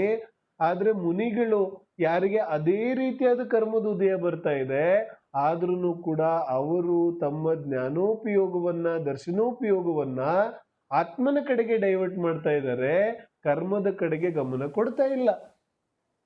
ಹಾಗಾದ್ರೆ ಏನಾಯ್ತು, ಭಾವನೆಗಳು ಎಷ್ಟು ಸ್ಥಿರ ಇರುತ್ತೆ ಅಷ್ಟು ಬಂದಾಗತ್ತೆ. ಇಲ್ಲ, ಆ ಯಾವ ಮೋಹರಾಗದ್ವೇಷದ ಉತ್ಪತ್ತಿ ಇದೆ ಅದು ಸಮಸ್ಯೆ ಇಲ್ಲ. ಯಾಕೆ ಸಮಸ್ಯೆ ಇಲ್ಲ? ಕರ್ಮದ ಉದಯದಿಂದ ಮೋಹರಾಗದ್ವೇಷಗಳ ಉತ್ಪತ್ತಿ ಆಗತ್ತೆ. ಆದ್ರೆ ಸಮಸ್ಯೆ ಎಲ್ಲಿದೆ? ಮೂಲ ಸಮಸ್ಯೆ ಆ ಕರ್ಮದ ಉದಯದಲ್ಲಿ ನನ್ನ ಜ್ಞಾನೋಪಯೋಗ ದರ್ಶನೋಪಯೋಗವನ್ನ ಹಾಳು ಮಾಡೋದು. ನನಗೆ ಯಾವ ಜ್ಞಾನ ಸಿಕ್ಕಿದೆ ಅದನ್ನ ಯಾವ್ದಕ್ಕೆ ಬಳಸೋದು? ಅಯ್ಯೋ ಇಂಥ ಕರ್ಮದ ಉದಯ ಬಂದಿದೆಯಲ್ಲ, ಇದೆಯಲ್ಲ ಆರ್ತ ಧ್ಯಾನ, ರೌದ್ರ ಧ್ಯಾನ, ಹಿಂಸಾನಂದಿ, ರೌದ್ರ ಮೃಷಾನಂದಿ, ಚೌರ್ಯಾನಂದಿ, ಏನ್ ನಡೀತಾ ಇದೆ ಇದು? ಮತ್ತೆ ರೌದ್ರ ಧ್ಯಾನ ಮಾಡೋದು, ಆರ್ತ ಧ್ಯಾನ, ಇಷ್ಟ ವಿಯೋಗಜ್ ಅನಿಷ್ಟ ವಿಯೋಗಜ್, ಇಷ್ಟ ಎರಡೂ ಬರುತ್ತಲ್ಲ, ಯಾವ್ದು ಅನಿಷ್ಟ ಇದೆ ಅದರ ಸಂಯೋಗ ಮತ್ತೆ ಯಾವ್ದು ಇಷ್ಟ ಇದೆ ಅದರ ವಿಯೋಗ. ಎರಡರಲ್ಲೂ ಇವನು ಅಳ್ತಾ ಕೂತಿರ್ತಾನೆ. अरे विचार तो करो क्या हुआ, अनिष्ट वस्तु का संयोग हुआ तो क्यों हुआ, इष्ट वस्तु का वियोग हुआ तो क्यों हुआ? बोलो, क्यों हुआ? क्योंकि कर्म का उदय था ना भाई. ಅಸಾತ ವೇದಿನಿ ಕರ್ಮದ ಉದಯ ಬಂದಿದೆ. ಹಾಗಾಗಿ ಯಾವ ಇಷ್ಟ ವಸ್ತು ಇದೆ ಅದು ದೂರ ಆಗಿದೆ, ಅಥವಾ ಅನಿಷ್ಟ ವಸ್ತುವಿನ ಸಂಯೋಗ ಆಗಿದೆ. ಮತ್ತೇನ್ ಮಾಡೋದು? ನನ್ನ ಇಷ್ಟ ಕುಟುಂಬದ ಸದಸ್ಯ ಏನ, ತಂದೆ ತೀರ್ಕೊಂಡ್ರು, ತಾಯಿ ತೀರ್ಕೊಂಡ್ರು, ಅಥವಾ ಮಗ ತೀರ್ಕೊಂಡ, ಏನಾಯ್ತು? ಏನೋ ಪರಿಸ್ಥಿತಿ ಜೀವನದಲ್ಲಿ ಆಗ್ಬೋದು ತಾನೆ, ಯಾವ್ದಾದ್ರೂ ಪರಿಸ್ಥಿತಿಗಳಾಗ್ಬೋದು. ಇಷ್ಟ ವಿಯೋಗ ಆಯ್ತು, ಮತ್ತೆ ಜೀವ ಏನ್ ಮಾಡ್ತಾನೆ? ಮತ್ತಷ್ಟು ಶೋಕ ಮಾಡ್ತಾನೆ. ಏನ್ ಹೇಳ್ತಾರೆ? ಈ ಅಳೋದು ಒಂದು ಧ್ಯಾನ ಇದೆ ತಾನೆ, ಇದು ಒಂದು ಧ್ಯಾನ ಇದೆ. ಇದಕ್ಕೂ ಧ್ಯಾನ ಅಂತ ಕರೀತಾರೆ. ಇದು ಧ್ಯಾನ ಆದಾಗ ಏನಾಗುತ್ತೆ? ಇದು ಕೂಡ ವಾಸ್ತವಿಕವಾಗಿ ಪುನಃ ಕರ್ಮ ಬಂಧನವನ್ನ ಮಾಡುತ್ತೆ. ಈಗೇನಾಯ್ತು? ಬಂಧನ ಜಾಸ್ತಿ ಆಯ್ತು. ಯಾಕಂದ್ರೆ ಯಾವ ಪರಿಸ್ಥಿತಿ, ನೋಕರ್ಮದ ಪರಿಸ್ಥಿತಿ ಉಂಟಾಗಿತ್ತು ಅದರ ಕಡೆಗೆ ಜೀವ ಗಮನ ಕೊಡಬಾರ್ದಿತ್ತು. ಆದ್ರೆ ಜೀವ ಏನ್ ಮಾಡ್ತಾನೆ? ಇದಂತೂ ದೊಡ್ಡ ಪರಿಸ್ಥಿತಿ ಹೇಳಿದೆ ನಾನು, ಆದ್ರೆ ಚಿಕ್ಕ ಚಿಕ್ಕ ಪರಿಸ್ಥಿತಿಗಳು ಪ್ರತಿ ಸಮಯ ನಮ್ಮ ಜೀವನದಲ್ಲಿ ನಡೀತಾನೆ ಇರುತ್ತೆ. ಊಟಕ್ಕೆ ಕೂತ್ಕೊಂಡ್ಬಿಟ್ಟಿದ್ದೇನೆ, ನನಗ್ ಬೇಕಾಗಿರೋ ಪಲ್ಯ ಬಂದಿಲ್ಲ, ಬೋಲು ಏನ್ ಮಾಡೋದು? ಇದನ್ನ ಪ್ರತಿದಿನ ನಾವು ರೂಢಿಸ್ಕೊಳ್ಳುವಂತಹ ವಿಚಾರ ಇದೆ. ಅದಕ್ಕೆ ನನಗೇನ್ ಕಾಣಿಸುತ್ತೆ? ಅನ್ಯ ದ್ರವ್ಯಗಳು ನಿಮಿತ್ತ ಅಂತ ಕಾಣಿಸುತ್ತೆ. तो खाना बनाने वाले है ना, भोजन परोसने वाले, उन पर ध्यान जाता है. मैंने बोला था फिर भी नहीं बनाया. तो ಇಲ್ಲೇನ್ ಹೇಳ್ತಾ ಇದ್ದಾರೆ? दूसरे को क्यों देखता है, तेरा तो कर्म का उदय. ಯಾರ ಕರ್ಮದ ಉದಯ ಇದೆ? ನಮ್ಮ ಕರ್ಮದ ಉದಯ ಇದೆ. ಮತ್ತು ಗಮನ ಎಲ್ಲಿ ಹೋಗುತ್ತಾ ಇದೆ? ಗಮನ ಎಲ್ಲ ಬೇರೆ ಪರವಸ್ತುಗಳ ಮೇಲೆ ಹೋಗುತ್ತಿದೆ. ಹಾಗಾದ್ರೆ ಏನಾಗುತ್ತೆ? ಹಾಗಾದ್ರೆ ಮತ್ತೆ ಕರ್ಮದ ಬಂಧ ಆಗತ್ತೆ. ಇದು ಭಾವಬಂಧ. ಭಾವಬಂಧ ಯಾವುದಕ್ಕನ್ನೋದು, ಯಾವ ಕರ್ಮದ ಉದಯ ಬಂದಿದೆ ಆ ಕರ್ಮದ ಉದಯದಲ್ಲಿ ಮತ್ತಷ್ಟು ನನ್ನ ಪರಿಣಾಮಗಳನ್ನ ಸ್ಥಿರ ಮಾಡೋದು, ಪರಿಣಾಮಗಳನ್ನ ಆ ಕಡೆಗೆ ಗಮನ ಕೊಡೋದು, ಅದರದ್ದೇ ಧ್ಯಾನ ಮಾಡೋದು, ಆ ವಸ್ತುಗಳ ಬಗ್ಗೆನೇ ವಿಚಾರ ಮಾಡೋದು. ಇದರ ಹೆಸರೇನು? ಇದರ ಹೆಸರು ಭಾವಬಂಧ ಇದೆ. ಇದರಲ್ಲಿ ಎರಡೂ ಬಂತು. ಪುಣ್ಯದ ಉದಯದಿಂದ ಯಾವುದೋ ಸಾಮಗ್ರಿ ಇಷ್ಟದ ಸಂಯೋಗ ಆಯ್ತು ಏನಾಯ್ತು? ಏನ್ ಮಾಡೋದು? ಅದ್ರ ಬಗ್ಗೆನೇ ವಿಚಾರ ಮಾಡ್ತಾ ಕೂರೋದು. ಏನಾಯ್ತು? ಅರೆ ಬಂಧನ್ ಕರ್ ರहा है, कर्म का बंधन हो रहा है, वो भी शुभ नहीं अशुभ कर्म का बंधन होता है. ಶುಭ ಕರ್ಮದ ಉದಯದಿಂದ ಯಾವ ಪುಣ್ಯ ಸಾಮಗ್ರಿ ಸಿಕ್ಕಿದೆ ಅದರ ಬಗ್ಗೆ ಅತಿಯಾದ ಮೋಹದಿಂದ ವಿಚಾರ ಮಾಡೋದ್ರಿಂದ ಪುನಃ ಅಶುಭ ಕರ್ಮದ ಬಂಧ ಆಗುತ್ತೆ, ಶುಭ ಕರ್ಮದಲ್ಲ. ಯಾಕಂದ್ರೆ ಭೋಗ ಸಾಮಗ್ರಿಗಳ ಬಗ್ಗೆ ವಿಚಾರ ಮಾಡೋದು ಅಶುಭ ಭಾವ ಇದೆ, ಶುಭ ಭಾವ ಅಲ್ಲ. ಹಾಗಾದ್ರೆ ನನಗೆ ಪುಣ್ಯದ ಉದಯದಿಂದ ಯಾವ ಸಂಪತ್ತಿ ಸಿಕ್ಕಿದೆ ಅದರ ಬಗ್ಗೆ ಎಷ್ಟೆಷ್ಟು ವಿಚಾರ ಮಾಡ್ತೇನೆ ಅಷ್ಟಷ್ಟು ಅಶುಭ ಕರ್ಮದ ಬಂಧ ಆಗುತ್ತೆ. ವಿಚಾರ ಮಾಡ್ತೀವೇನು ನಾವು? ಏನ್ ಹೇಳ್ತಿದ್ದಾರೆ? ಅಶುಭ ಕರ್ಮದ ಬಂಧ ಆಗುತ್ತೆ. ಯಾವ ಶರೀರ ಸಿಕ್ಕಿದೆ ಅದರ ಬಗ್ಗೆ ನಾನು ಎಷ್ಟು ವಿಚಾರ ಮಾಡ್ತೇನೆ ಅಷ್ಟು ಅಶುಭ ಕರ್ಮದ ಬಂಧ ಆಗುತ್ತೆ. ಯಾವೆಲ್ಲ ಇಷ್ಟ ಸಂಯೋಗಗಳು ಸಿಕ್ಕಿದೆ ಅದರ ಬಗ್ಗೆ ಎಷ್ಟು ವಿಚಾರ ಮಾಡ್ತೇನೆ ಅಷ್ಟು ಬಂಧ ಆಗುತ್ತೆ. ಯಾವೆಲ್ಲ ಅನಿಷ್ಟ ಸಂಯೋಗ ಆಗಿದೆ ಅದರ ಬಗ್ಗೆ ಎಷ್ಟು ವಿಚಾರ ಮಾಡ್ತೇನೆ ಅಷ್ಟು ಪುನಃ ಅಶುಭ ಕರ್ಮದ ಬಂಧ ಆಗುತ್ತೆ. ಹಾಗಾಗಿ ಭಾವಬಂಧ ಅಂತ ಹೇಳಿದ್ರೆ ಯಾವೆಲ್ಲ ಪ್ರಕಾರದ ಕರ್ಮದ ಉದಯ ಬರ್ತಾ ಇದೆ, ಯಾವೆಲ್ಲ ಪ್ರಕಾರದ ಬರ್ತಾ ಇದೆ? ನಮ್ಮ ಜೀವನದಲ್ಲಿ ನಡೀತಾ ಇರುವಂತಹ ಸಂಭವಿಸುವಂತಹ ಪ್ರತಿಯೊಂದು ಕಾರ್ಯ, ಪ್ರತಿಯೊಂದು ಸಂಯೋಗ, ಪ್ರತಿಯೊಂದು ಸಂದರ್ಭ, ಪ್ರತಿಯೊಂದು ಘಟನೆ ಎಲ್ಲವೂ ಕೂಡ ಕರ್ಮದ ಉದಯ ಇದೆ. ಇದು ಮೊದಲು ನಿರ್ಣಯ ಮಾಡಬೇಕು. ಇದು ನಿರ್ಣಯ ಮಾಡೋದು ಬಹಳ ಕಷ್ಟ ಇದೆ. ನಾವು ಸ್ವಾಧ್ಯಾಯ ಮಾಡಿದ ತಕ್ಷಣ ನಿರ್ಣಯ ಆಗೋದಿಲ್ಲ. ಪ್ರತಿದಿನ ಭೇದ ವಿಜ್ಞಾನ ಮಾಡಬೇಕಾಗತ್ತೆ. ಪ್ರತಿಯೊಂದು ಘಟನೆ, ಪ್ರತಿಯೊಂದು ಸಂದರ್ಭ, ಶರೀರದಲ್ಲಾಗುವಂತಹ ಪ್ರತಿಯೊಂದು ಬದಲಾವಣೆ, ನನ್ನ ಅಕ್ಕಪಕ್ಕ ನನ್ನ ವಾತಾವರಣದಲ್ಲಿ ನಡೆಯುವಂತಹ ಪ್ರತಿಯೊಂದು ಸಂದರ್ಭ, ಏನೆಲ್ಲ ನನಗೆ ಕಾಣಿಸ್ತಾ ಇದೆ ಪ್ರತಿಯೊಂದು ಕೂಡ ನನ್ನ ಕರ್ಮದ ಉದಯ ಇದೆ. ಯಾವಾಗ ಇದು ನಿರ್ಣಯ ಆಗತ್ತೆ? ಆವಾಗ ನನಗೆ ನನ್ನ ಶುದ್ಧಾತ್ಮನ ಜ್ಞಾಪಕ ಬರಬೇಕು. ನನ್ನ ಶುದ್ಧ ಸ್ವಭಾವಿ ನಿರಂಜನ ಸ್ವರೂಪಿ ಅವಿನಾಶಿ ಆತ್ಮಸ್ವರೂಪನ ಕಡೆಗೆ ಗಮನ ಬರಬೇಕು. ಈ ನಾನಂತೂ ಈ ಕರ್ಮೋದಯದಿಂದ ರಹಿತ ಇದ್ದೇನೆ. ನಾನು ದ್ರವ್ಯ ಕರ್ಮನೋ ಕರ್ಮ ಭಾವಕರ್ಮದಿಂದ ರಹಿತ ಇದ್ದೇನೆ. ನಾನು ಮೋಹನು ಮಾಡೋದಿಲ್ಲ, ದ್ವೇಷನೂ ಮಾಡೋದಿಲ್ಲ, ರಾಗನೂ ಮಾಡೋದಿಲ್ಲ. ನನಗೆ ಯಾವ ಸಂಯೋಗ ಸುಖನೂ ಕೊಡೋದಿಲ್ಲ, ನನಗೆ ಯಾವ ಸಂಯೋಗ ದುಃಖನೂ ಕೊಡೋದಿಲ್ಲ. ನನಗೆ ಯಾವ ಸಂದರ್ಭಗಳು ಅನುಕೂಲನೂ ಮಾಡೋದಿಲ್ಲ, ಅನಾನುಕೂಲನೂ ಮಾಡೋದಿಲ್ಲ. ನನಗೆ ಯಾವ ಘಟನೆಯಿಂದ ದುಃಖನೂ ಆಗೋದಿಲ್ಲ, ನನಗೆ ಯಾವ ಘಟನೆಯಿಂದ ಸುಖನೂ ಆಗೋದಿಲ್ಲ. ನನಗೆಷ್ಟೇ ಭೋಗ ಸಾಮಗ್ರಿ ಸಿಗಲಿ, ನನಗೆಷ್ಟೇ ಭೋಗ ಸಾಮಗ್ರಿಯ ವಿಯೋಗ ಆಗಲಿ, ಪ್ರತಿಯೊಂದು ಸಂದರ್ಭದಲ್ಲಿ ನಾನಂತೂ ಶುದ್ಧ ಚೈತನ್ಯ ಸ್ವರೂಪಿ ಆತ್ಮನೇ ಇರೋನಿದ್ದೇನೆ. ನನಗೆ ಯಾವ ಸಂಯೋಗ ವಿಯೋಗಗಳಿಂದ, ನನಗೆ ಯಾವ ಅನುಕೂಲ ಅನಾನುಕೂಲತೆಗಳಿಂದ, ನನಗೆ ಯಾವ ಬಾಹ್ಯ ಸಂದರ್ಭಗಳಿಂದ ಯಾವುದೇ ರೀತಿಯಾದ ವ್ಯತ್ಯಾಸ ಆಗೋದಿಲ್ಲ. ನಾನಂತೂ ಶುದ್ಧ ಚೈತನ್ಯ ಸ್ವರೂಪಿ ಆತ್ಮ ಇದ್ದೇನೆ, ಆತ್ಮ ಇದ್ದೇನೆ, ಆತ್ಮನೇ ಇದ್ದೇನೆ ಅನ್ನುವಂತಹ ಜ್ಞಾನ, ಅನ್ನುವಂತಹ ಗಮನ, ಅನ್ನುವಂತಹ ಧ್ಯಾನ ನಮಗೆ ಪ್ರತಿ ಸಮಯ ನಡೀತಾ ಇದ್ರೆ ಮಾತ್ರ ಒಂದು ಸಮಯ ಯಾವತ್ತಾದ್ರೂ ನನಗೆ ಆ ನಿಜವಾದ ಭೇದ ವಿಜ್ಞಾನ ಜ್ಯೋತಿಯ ಪ್ರಗಟತೆ ಅಂತರಂಗದಲ್ಲಿ ಆಗಬಹುದಿದೆ. ಹಾಗಾಗಿ ಭಾವಬಂಧ ಯಾವುದಿದೆ ಅದು ಬಹಳ ಮಹತ್ವಪೂರ್ಣ ಇದೆ. ಈ ನನ್ನ ಪರಿಣಾಮಗಳನ್ನ ಕರ್ಮೋದಯದಲ್ಲಿ ಸ್ಥಿರ ಮಾಡದೇ ಇರುವಂತಹ ಯಾವ ನನ್ನ ಪ್ರಯತ್ನ ಇದೆ ಅದೇ ನಿಜವಾದ ಪುರುಷಾರ್ಥ ಇದೆ. ಇನ್ನೇನು ಹೇಳ್ತಾರೆ, ಭಾವ ಸಂವರ್ ಮತ್ತೆ ದ್ರವ್ಯ ಸಂವರ್. ಸಂವರ ಯಾವುದಕ್ಕಂದ್ರು ಯಾವ ಕರ್ಮಗಳು ಬರ್ತಾ ಇತ್ತಲ್ಲ ಆಶ್ರಮದಲ್ಲಿ, ಆ ಕರ್ಮಗಳನ್ನ ಯಾವುದು ಬರ್ತಿತ್ತು, ಹೊಸ ಕರ್ಮಗಳು ಯಾವುದು ಬರ್ತಿತ್ತು ಅವುಗಳು ಬರದೇ ಇರುವಂತಹ ಸ್ಥಿತಿ. ಸುಮಾರು ಜನಕ್ಕೆ ಸಂವರ ಅಂದ್ರೆ ಏನನ್ಸುತ್ತೆ, ಈ ಸಂವರ ಆಗ್ಬಿಟ್ರೆ ಇನ್ಯಾವ ಕರ್ಮಗಳು ಬರೋದಿಲ್ಲ ಅಂತ. ಸಂವರ ಅಂದ್ರೆ ಏನು, नवीन कर्म नहीं आने का अर्थ है संवर.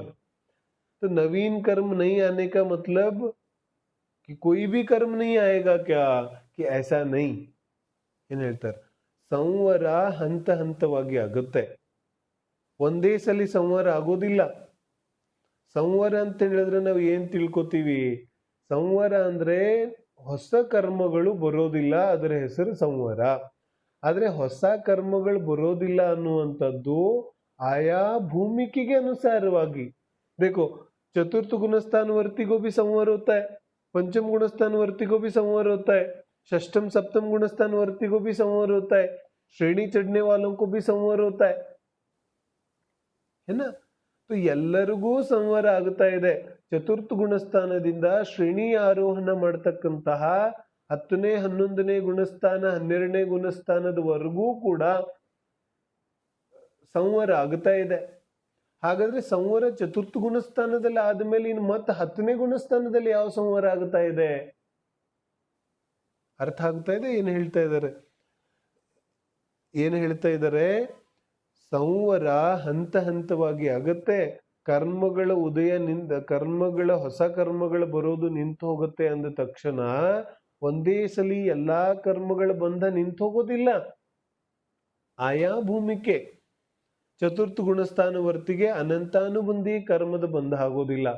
ಹಾಗಾದ್ರೆ ಚತುರ್ಥ ಗುಣಸ್ಥಾನ ವರ್ತಿಗೆ ಅನಂತಾನುಬಂಧಿ ಕರ್ಮದ ಸಂವರ ಆಗುತ್ತೆ. ಅರ್ಥ ಆಗ್ತಿದೆ ಏನು ಹೇಳ್ತಾ ಇದ್ದೀನಿ? ಚತುರ್ಥ ಗುಣಸ್ಥಾನ ವರ್ತಿಗೆ ಅನಂತಾನುಬಂಧಿ ಕರ್ಮದ ಯಾವ ಬಂಧ ಇದೆ ಅದಾಗೋದಿಲ್ಲ. ಅದರ ಅರ್ಥ ಏನು, ಕಿ ಚತುರ್ಥ ಗುಣಸ್ಥಾನ ವರ್ತಿಗೆ ಅನಂತಾನುಬಂಧಿ ಕರ್ಮದ ಸಂವರ ಆಗಿದೆ. ಅನಂತಾನುಬಂಧಿ ಕರ್ಮದ ಸಂವರ ಆಗಿದೆ, ಹಾಗಾಗಿ ಹೊಸ ಅನಂತಾನುಬಂಧಿ ಕರ್ಮದ ಬಂಧ ಅವನಿಗೆ ಆಗೋದಿಲ್ಲ. ಆದ್ರೆ ಬಂಧನೆ ಆಗೋದಿಲ್ವೇನೋ, ಕಿ ಹಿಂಗಿಲ್ಲ, ಅನಂತಾನುಬಂಧಿ ಸಂವರ ಆಗಿದೆ, ಆದ್ರೆ ಅಪ್ರತ್ಯಾಖ್ಯಾನ್ ಪ್ರತ್ಯಾಖ್ಯಾನ್ ಸಂಜೀವನ ಕಷಾಯಗಳ ಸಂವರ ಎಲ್ಲಾಗಿದೆ. ಹಾಗಾದ್ರೆ ಅವನಿಗೆ ಅಪ್ರತ್ಯಾಖ್ಯಾನ್ ಪ್ರತ್ಯಾಖ್ಯಾನ್ ಸಂಜೀವನ ಕಷಾಯಗಳ ಬಂಧ ಆಗತಾ ಇದೆ, ಕರ್ಮದ ಬಂಧ ಆಗತಾ ಇದೆ. ಪಂಚಮ ಗುಣಸ್ಥಾನ ವರ್ತಿ ಬಂದ, ಅವಾಗೇನಾಯ್ತು, ಅನಂತಾನುಬಂಧಿ ಸಂವರ ಆಗಿತ್ತು, ಮತ್ತೆ ಈಗ ಅಪ್ರತ್ಯಾಖ್ಯಾನ್ ಸಂವರ ಆಯಿತು. ಈಗೇನಾಯ್ತು, ಎರಡೂ ಕರ್ಮಗಳ ಬಂಧ ಈಗ ಆಗೋದಿಲ್ಲ. ಮತ್ತೆ ಭೂಮಿಕೆ ಜಾಸ್ತಿ ಆಯ್ತು, 6ನೇ 7ನೇ ಗುಣಸ್ಥಾನಕ್ಕೆ ಬಂದ.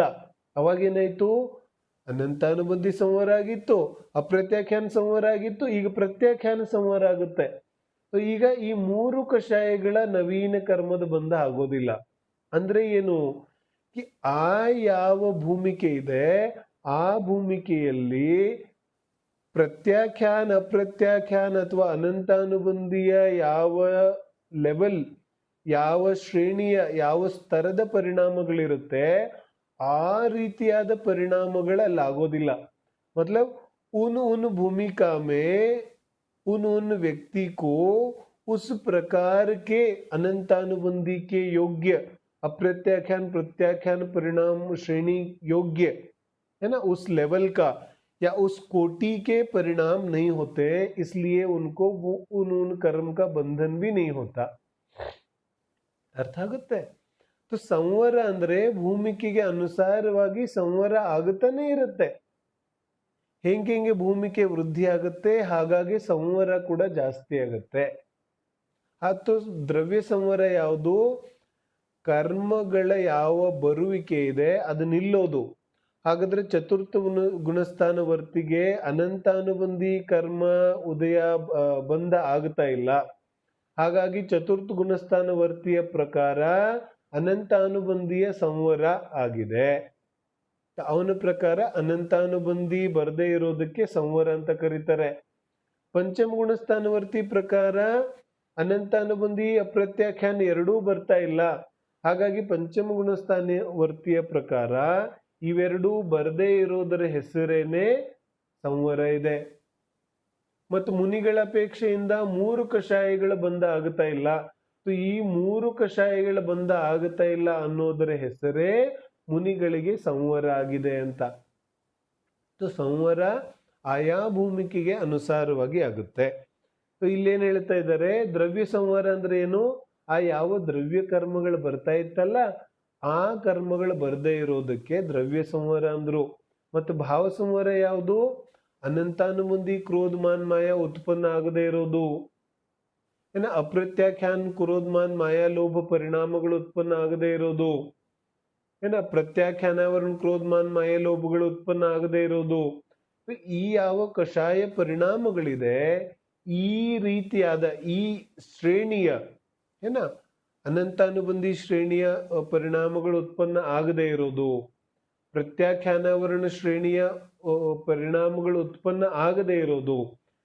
ಆಯಾ ಭೂಮಿಕೆಯಲ್ಲಿ ಆಯಾ ಶ್ರೇಣಿಯ ಪರಿಣಾಮಗಳು ಉತ್ಪನ್ನ ಆಗದೆ ಇರೋದಕ್ಕೆ ನಾವೇನಂತ ಕರಿತೀವಿ, ಭಾವ ಸಂವರ. ಅಂದ್ರೆ ಆ ಶ್ರೇಣಿಯ ಪರಿಣಾಮಗಳ ಅನುತ್ಪತ್ತಿ, उन कोटि के जो परिणाम है वो परिणाम उत्पन्न नहीं हो तो उसका नाम है भाव संवर. अब कहा ನಿರ್ಜರ.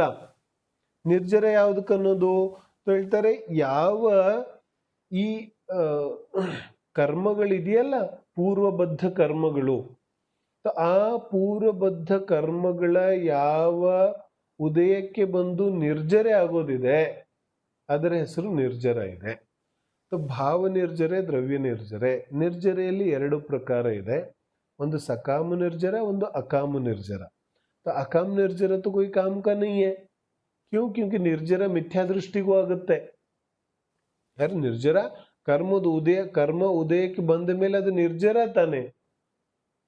ಏನ್ ಹೇಳ್ತಿದ್ದಾರೆ, ಕರ್ಮ ಉದಯಕ್ಕೆ ಬಂದ ತಕ್ಷಣ ಅದು ನಿರ್ಜರ ಹೊರಟೋಗುತ್ತೆ.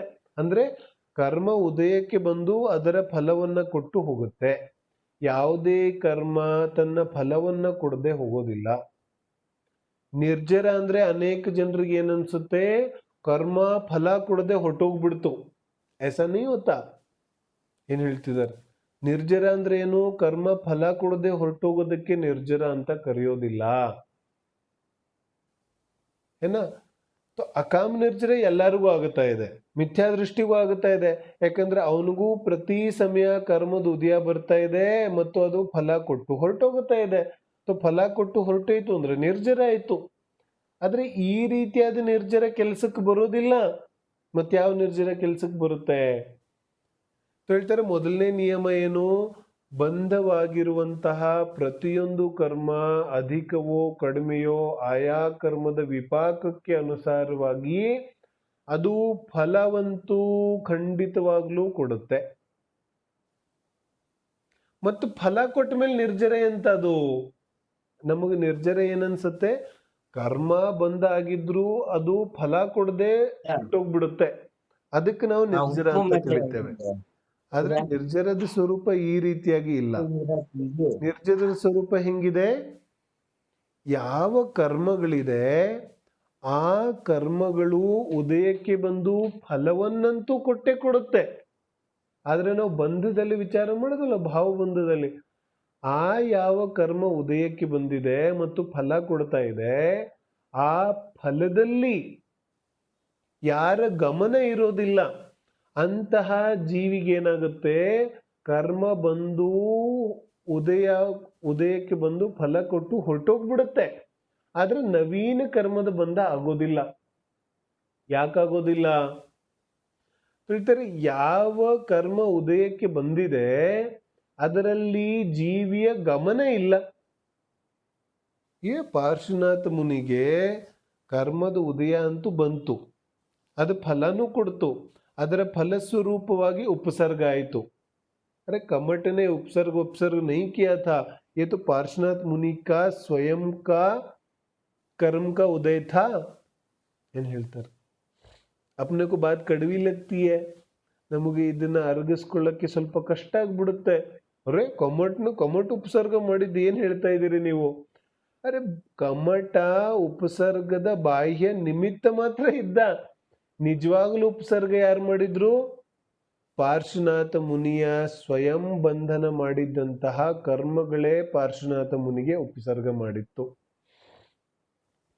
तो ಪಾರ್ಶ್ವನಾಥ ಮುನಿಯ ಕರ್ಮ ಉದಯಕ್ಕೂ ಬಂತು ಮತ್ತೆ ಫಲವನ್ನು ಕೊಡ್ತು.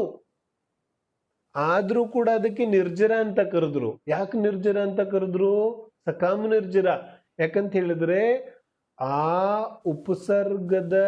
ಉಪಸರ್ಗ ರೂಪ ಕರ್ಮದ ಉದಯ ಇದೆಯಲ್ಲ, ಅದರಲ್ಲಿ ಆ ಪಾರ್ಶ್ವನಾಥ ಮುನಿ ತಮ್ಮ ಜ್ಞಾನೋಪಯೋಗ ದರ್ಶನೋಪಯೋಗವನ್ನ ಬಳಸಲಿಲ್ಲ.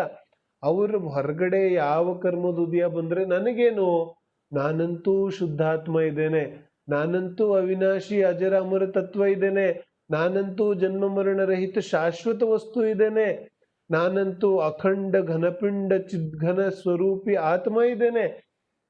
ಅಂತರಂಗದಲ್ಲಿ ಆತ್ಮ ಧ್ಯಾನ ನಡೀತಾ ಇದೆ, ಬಹಿರಂಗದಲ್ಲಿ ಉಪಸರ್ಗ ಆಗುತ್ತಾ ಇದೆ. ಉಪಸರ್ಗ ಕರ್ಮದ ಫಲ ಇದೆ, ಅಂತರಂಗದಲ್ಲಿ ಯಾವ ಧ್ಯಾನ ಇದೆ ಅದರಿಂದ ನಿರ್ಜರೆ ಆಗುತ್ತಾ ಇದೆ. ಅದರಿಂದ ನಿರ್ಜರೆ ಏನಾಗುತ್ತಾ ಇದೆ? ಕರ್ಮ ಉದಯಕ್ಕೆ ಬಂದು ಹೊರಟೋಗ್ತಾ ಇದೆ. ಕರ್ಮ ತನ್ನ ಕೆಲಸ ಮಾಡ್ತಾ ಇದೆ, ಮುನಿಗಳು ತಮ್ಮ ಕೆಲಸ ಮಾಡ್ತಾ ಇದ್ದಾರೆ. ಏನ ಮುನಿಗಳು ತಮ್ಮ ಆತ್ಮ ಧ್ಯಾನವನ್ನ ಅವರು ಮಾಡ್ತಾ ಇದ್ದಾರೆ, ಕರ್ಮ ತನ್ನ ಉದಯಕ್ಕೆ ಬಂದು ತಾನು ಹೊರಟೋಗ್ತಾ ಇದೆ. ಕರ್ಮ ತನ್ನ ಕೆಲಸ ಮಾಡ್ತಾ ಇದೆ, ಮುನಿಗಳು ತಮ್ಮ ಕೆಲಸ ಮಾಡ್ತಾ ಇದ್ದಾರೆ. ಹೀಗೆ ಕರ್ಮಕ್ಕೆ ಯಾವುದೇ ಬೆಲೆ ಕೊಡದೆ ಇದ್ರೆ ಅದು ಬಂದು ಹೊರಟೋಗ್ಬಿಡತ್ತೆ, ಮತ್ತು ಪುನಃ ನಮ್ಮ ಕಡೆ ಬರೋದಿಲ್ಲ ಅದು. ಯಾಕೆ? ಅದಕ್ಕೆ ನಾವು ಬೆಲೆ ಕೊಡ್ಲಿಲ್ವಲ್ಲ. ಕರ್ಮಕ್ಕೆ ಬೆಲೆ ಕೊಟ್ರೆ ಪುನಃ ನಮ್ಮ ಹತ್ರ ಬರ್ತಾ ಇರುತ್ತೆ. ಬೆಲೆ ಕೊಡದೆ ಇದ್ರೆ ಬಂದು ಹೊರಟೋಗ್ಬಿಡುತ್ತೆ. ಇವ್ರ ಹತ್ರ ಬಂದು ಏನು ಪ್ರಯೋಜನ ಇಲ್ಲ, ಇವ್ರು ನನಗೆ ಯಾವುದೇ ಬೆಲೆ ಕೊಡೋದಿಲ್ಲ, ಹಾಗಾಗಿ ಇವ್ರ ಕಡೆಗೆ ನಾನು ಬರೋದಿಲ್ಲ ಅಂತ ಹೊರಟೋಗ್ಬಿಡುತ್ತೆ. ಇಸ್ಕಾ ನಾಮ್ ಕ್ಯಾ ಹುವಾ? ದ್ರವ್ಯ ನಿರ್ಜರ. ಮತ್ತು ಭಾವ ನಿರ್ಜರ ಯಾವುದು? ಯಾವ ಪರಿಣಾಮಗಳು ಪೂರ್ವ ಯಾವ ಮೋಹರಾಗದ್ವೇಷ ಪರಿಣಾಮಗಳಿತ್ತು, ಆ ಮೋಹರಾಗದ್ವೇಷ ಪರಿಣಾಮಗಳು ಕೂಡ ಹೊರಟೋಗೋದಕ್ಕೆ ನಾವೇನಂತೀವಿ? ಭಾವ ನಿರ್ಜರ. ಉತ್ಪನ್ನ ಆಗದೆ ಇರೋದು ಭಾವ ಸಂವರ್. ಮತ್ತು ಯಾವ ಪರಿಣಾಮಗಳು ಉತ್ಪತ್ತಿ ಆಗ್ತಾ ಇತ್ತು ಅದು ಹೊರಟೋಗೋದಕ್ಕೆ ನಾವೇನಂತ ಕರಿತೀವಿ? ಭಾವ ನಿರ್ಜರ. ಅದಕ್ಕೆ ಭಾವ ನಿರ್ಜರ ಅಂದ್ರೆ ಕರ್ಮದ ಉದಯ ಬಂತು, ಆದ್ರೂ ಆ ಉದಯದಲ್ಲಿ ನಮ್ಮ ಪರಿಣಾಮಗಳು ಉತ್ಪನ್ನ ಆಗಲಿಲ್ಲ ಆ ಕರ್ಮದ ಉದಯಕ್ಕೆ ಅನುಸಾರವಾಗಿ, ಅದರ ಹೆಸರು ಭಾವ ನಿರ್ಜರ. ಇದೇ ರೀತಿಯಾಗಿ ಭಾವ ದ್ರವ್ಯ ಮೋಕ್ಷ, ಭಾವ ಮೋಕ್ಷ. ದ್ರವ್ಯ ಮೋಕ್ಷ ಅಂದ್ರೆ ಯಾವುದು? 8 ಕರ್ಮಗಳ ಯಾವ ನಾಶ ಆಗುತ್ತೆ ಅದರ ಹೆಸರು ದ್ರವ್ಯ ಮೋಕ್ಷ. ಶರೀರದ ಯಾವ ನಾಶವಾಗುತ್ತೆ ಅದರ ಹೆಸರು ದ್ರವ್ಯ ಮೋಕ್ಷ. ಮತ್ತು ಭಾವಮೋಕ್ಷ ಯಾವುದು? ಅಂತರಂಗದಲ್ಲಿ ಎಲ್ಲಾ ರೀತಿಯಾದಂತಹ ಕ್ರೋಧಮಾನ್ ಮಾಯಾ ಲೋಭಗಳು ಮೋಹರಾಗದ್ವೇಷಗಳ ಅಭಾವ ಆಗಿ ಅಂತರಂಗ ಯಾವ ಜ್ಞಾನಾನಂದ ಸ್ವರೂಪಿ ಆತ್ಮತತ್ವ ಇದೆ ಅದರದ್ದೇ ಧ್ಯಾನ, ಅದರದ್ದೇ ಜ್ಞಾನದಲ್ಲಿ ಯಾವ ಲೀನ ಆಗುವಂತಹ ಅನಂತ ಕಾಲದವರೆಗೆ ಅನಂತ ಸುಖ ಅತೀಂದ್ರಿಯ ಸುಖವನ್ನ ಅನುಭವಿಸ್ತಕ್ಕಂತಹ ಯಾವ ಆಂತರಿಕ ದಶೆ ಇದೆ ಅದರ ಹೆಸರು ಭಾವಮೋಕ್ಷ ಇದೆ. ಈ ರೀತಿಯಾಗಿ ದ್ರವ್ಯ ಮೋಕ್ಷ ಮತ್ತು ಭಾವಮೋಕ್ಷದ ಸ್ವರೂಪ ಇದೆ. ಅಂದ್ರೆ ದ್ರವ್ಯ ಮೋಕ್ಷದಲ್ಲಿ ಏನಾಯ್ತು? ಕರ್ಮಗಳ ನಿವೃತ್ತಿ ಆಯ್ತು, ಶರೀರದ ನಿವೃತ್ತಿ ಆಯ್ತು, ದ್ರವ್ಯ ಕರ್ಮ ನೋಕರ್ಮ ಭಾವಕರ್ಮಗಳೆಲ್ಲ ನಿವೃತ್ತಿ ಆಗೋದಕ್ಕೆ ನಾವು ದ್ರವ್ಯ ಮೋಕ್ಷ ಅಂತ ಕರಿತೇವೆ ಏನ. ಮತ್ತು ಭಾವಮೋಕ್ಷ ಯಾವುದು? ಅಂತರಂಗದಲ್ಲಿ ಯಾವ ಮೋಹರಾಗದ್ವೇಷ ಪರಿಣಾಮಗಳಿತ್ತು ಅಥವಾ ಯಾವ ಅನ್ಯ ಪ್ರಕಾರದ ಪರಿಣಾಮಗಳ ಸೂಕ್ಷ್ಮ ಉತ್ಪತ್ತಿಯ ಕಾರಣಗಳಿತ್ತು ಅದೆಲ್ಲವೂ ಅಭಾವ ಆಗಿದ್ದರಿಂದ ಯಾವ ಅಂತರಂಗದಲ್ಲಿ ಅನಂತ ಕಾಲದವರೆಗೆ ಸ್ಥಿರ ಇರುವಂತಹ ದಶೆ ಪ್ರಕಟ ಆಗಿದೆ ಆ ದಶೆಗೆ ನಿಜವಾಗ್ಲೂ ನಾವು ಭಾವಮೋಕ್ಷ ಅಂತ ಕರಿತೇವೆ. ಈ ರೀತಿಯಾಗಿ ಯಾವ ಸಪ್ತತತ್ವಗಳಿದೆ ಈ ಸಪ್ತತತ್ವಗಳ ಆಂತರಿಕ ಮತ್ತು ಬಹಿರಂಗ ಸ್ವರೂಪ ಇದೆ. ಇದೆಲ್ಲ ಜೀವತತ್ವದ ವಿಶೇಷತೆಗಳಿದೆ. ಜೀವ ತನ್ನ ಮೋಹರಾಗದ್ವೇಷಗಳನ್ನು ಅರಿತುಕೊಂಡು ತನ್ನ ಮೋಹರಾಗದ್ವೇಷಗಳನ್ನು ತಿಳ್ಕೊಂಡು ಅವುಗಳ ಕ್ಷಣಿಕತೆಯನ್ನು ತಿಳ್ಕೊಂಡು ಆ ಮೋಹರಾಗದ್ವೇಷಗಳನ್ನು ಹೇಯ ಅಂತ ತಿಳಿದು ತನ್ನ ಯಾವ ಜ್ಞಾನಾನಂದ ಸ್ವರೂಪಿ ಆತ್ಮ ಇದೆ ಆ ಕಡೆಗೆ ಗಮನ ಕೊಟ್ಟರೆ ವಾಸ್ತವಿಕವಾಗಿ ಅವನ ಯಾವ ಮೋಹರಾಗದ್ವೇಷ ಪರಿಣಾಮಗಳಿದೆ ಅವುಗಳ ತ್ಯಾಗ ಆಗುತ್ತೆ ಮತ್ತು ಯಾವ ಕರ್ಮಗಳಿದೆ ಆ ದ್ರವ್ಯ ಕರ್ಮಗಳ ನಾಶವಾಗಿ ದ್ರವ್ಯ ಕರ್ಮಗಳ ಅಭಾವ ಆಗಿ ಶಾಶ್ವತ ಅತೀಂದ್ರಿಯ ಸುಖವನ್ನು ಪ್ರಕಟಪಡಿಸಿಕೊಳ್ಳುವಂತಹ ಯಾವ ದಶೆ ಇದೆ ಅದು ಪ್ರಕಟ ಆಗುತ್ತೆ. ಹೀಗೆ 7 ತತ್ವಗಳ ಸ್ವರೂಪ ಇದೆ. ಸ್ಥೂಲವಾಗಿ ವಿಶೇಷ ಚರ್ಚೆಗಳನ್ನು ಮಾತ್ರ ನಾವು ಮಾಡಿದ್ದೇವೆ. ಇನ್ನು ಮುಂದೆ ನಾವು ಮುಂದಿನ ಚರ್ಚೆಯನ್ನು ಮಾಡೋದಿದೆ. ಇನ್ನು ಕೆಲವು ವಿಚಾರಗಳ ಚರ್ಚೆಯನ್ನು ಮಾಡಬೇಕಾಗಿತ್ತು, ಆದರೂ ಸಮಯ ಆಗಿದೆ. ಹಾಗಾಗಿ ನಾವು ಇವತ್ತಿನ ಚರ್ಚೆಯನ್ನು ಇಲ್ಲೇ ವಿರಾಮ ಮಾಡೋದಿದೆ. ನಾವೆಲ್ಲರೂ ಕೂಡ ಪುನಃ ಯಾವ ಈ ಸಪ್ತತತ್ವಗಳ ಒಂದು ಸ್ವರೂಪವನ್ನು ತಿಳ್ಕೊಂಡು ಆ ಭೇದ ವಿಜ್ಞಾನವನ್ನು ಪುನಃ ಅಭ್ಯಾಸ ಮಾಡಿದ್ರೆ ಖಂಡಿತವಾಗ್ಲೂ ನಮ್ಮಲ್ಲಿ ಸಮ್ಯಕ್ ದರ್ಶನ ಪ್ರಕಟವಾಗುವುದು ನಿಶ್ಚಿತ ಇದೆ. ಆ ಸಮ್ಯಕ್ ದರ್ಶನ ನಮ್ಮೆಲ್ಲರ ಜೀವನದಲ್ಲಿ ಪ್ರಕಟ ಆಗಲಿ ಅನ್ನೋ ಭಾವನೆಯಿಂದ ಇವತ್ತಿನ ಸ್ವಾಧ್ಯಾಯವನ್ನು ಇಲ್ಲೇ ವಿರಾಮ ಮಾಡುತ್ತಿದೆ. ಜಿನ್ವಾನಿ ಸ್ತುತಿ.